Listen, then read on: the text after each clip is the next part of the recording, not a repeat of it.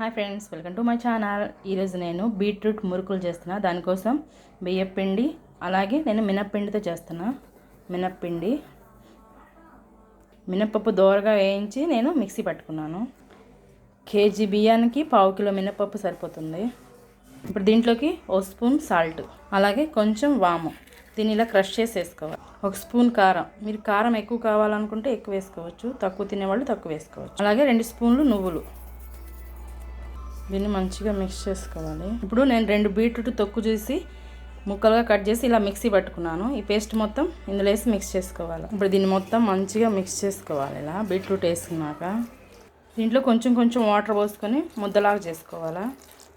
ఇలా మంచిగా ముద్దలాగా కలుపుకోవాలా. దీనికి ఒక 5 మినిట్స్ రెస్ట్ ఇద్దాం.